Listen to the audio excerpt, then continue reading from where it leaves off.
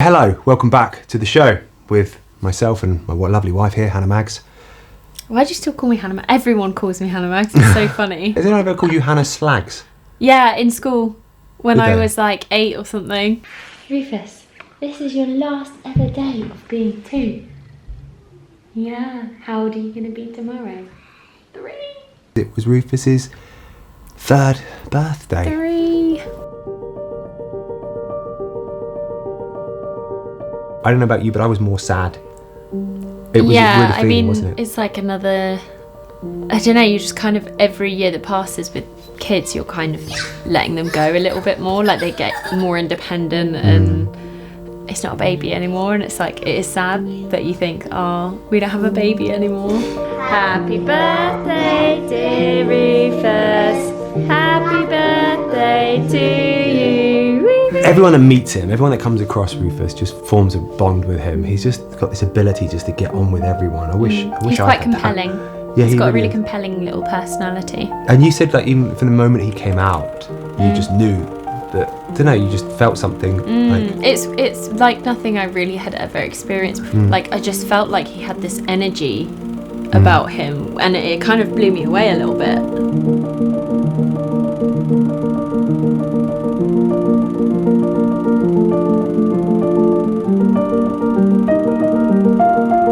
I also think it's a second child thing though, like Yeah. where second children tend to be more relaxed because you're more relaxed. Like, you know what you're doing the second time around. That's so You're true. like, well, Yeah. nothing, it's not like you're on edge all the time. You can relax into it and enjoy it.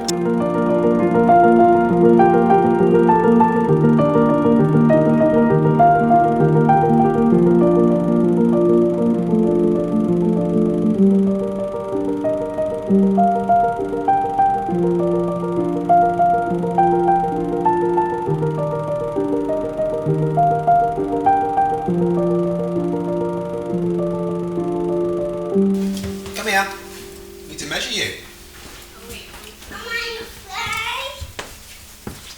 Right. Okay. Put your feet to the back. Put your feet to the back. Move your feet back. Right to the back. That's it. Now stand up as straight as you can. No, not on your tiptoes. That's it. Look forward. Look over there. Now let's see how tall you are. Head back. Oh my goodness. Hey, look. How much you've grown. Rufus. Is that right? That's how tall you are now. You've grown that much in 2 months. And I'm a little bit big, You've grown bigger, yeah. like this. Yeah. Daddy, look! I trapped one! We actually trapped a mouse! I would have thought it'd be impossible to trap a mouse under a plant pot, but he just literally trapped the mouse. First of all, under a bit of Tupperware, and they found another one and put a plant pot on it. I'm like, what kind of docile mouse is going to let you do that? But these two like thick mice, which was super cute, were just in our so garden. And Grayson trapped them both, and then he was like, Dad, can I keep them? Can I keep them? I want to keep it as a pet, please.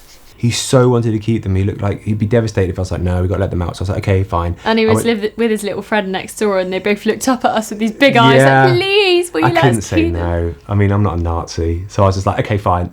Let's go and get a what do you call it? A somewhere from the pet shop, like a mouse cage? Mouse cage, thanks. I don't know why I was struggling so much with that. Oh my God, look! Grayson finds a mouse. Grayson finds a mouse. Dad has to spend 60 quid on a mouse house. You know, it was 20 quid for that crap that just goes in it. Like that sawdusty stuff. Was it? So 20 quid. We should try and flog that somehow. Yeah, we should put it on eBay. Anyone We've got want some left. Yeah, but mouse anyway, bedding? bit of a sad story. They lasted for about a week, didn't they? And then they died. It was so sad. Me and Alex were playing them for a couple of whiles, and then they died. Were you sad? I cried. Did you? I felt so bad for it. Like, I felt like I wanted to cry because he was so upset. Well, the only one I liked is the thin one, not the fat one. Because the thin one letted me pick it up and it slept on my hand, but the fat one just like scuttered away.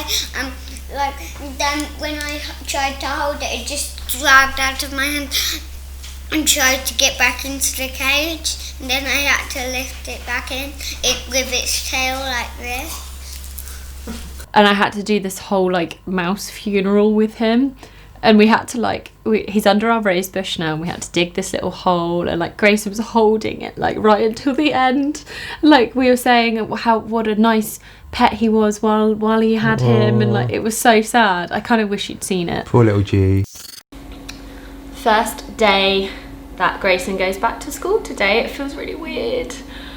I thought initially that I would be like, off you go, ta-ta, because obviously we had lockdown and then a little tiny bit back to school and then summer holidays, but I'm actually feeling a little bit sad about it.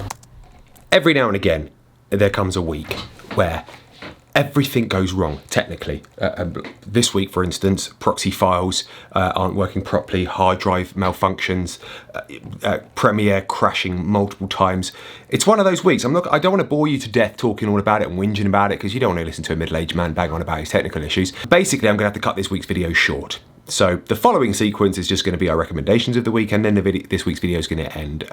We're going away this weekend, you see, so I can't work on it this weekend. I need to leave in the next sort of hour and a half, so I've got to get this week's video finished in the next hour and a half, which I haven't even got close to finishing yet. Anyway, Hannah has a video over on her channel, which is more of a kind of an old school vlog format, all about Rufus's birthday and all that kind of stuff. So if you want to go and watch that, that's linked down below, but I'm sorry this week's video's cut short. Apologies. Anyway, I'll make it up to you.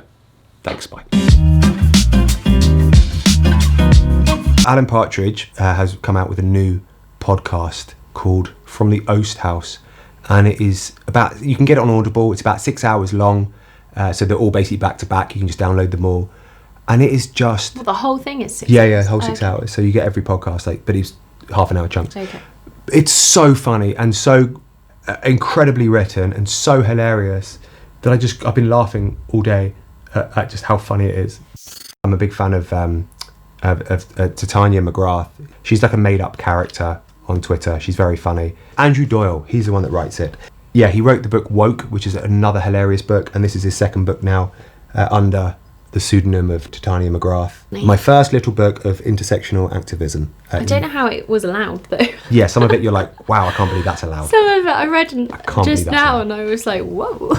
I don't know, this is the thing, because a lot of people say like, oh, woke culture and all this stuff is kind of stifling comedy. It's not. The environment to make them in is very different now, but it doesn't mean that you can't make jokes. It's just that you have to be far more clever. They're my two recommendations, From the Oast House and Andrew Doyle's new book, my first little book of intersectional activism. I like the idea of writing a book under a pseudonym. A lot of people do it. Anyway, what's your book?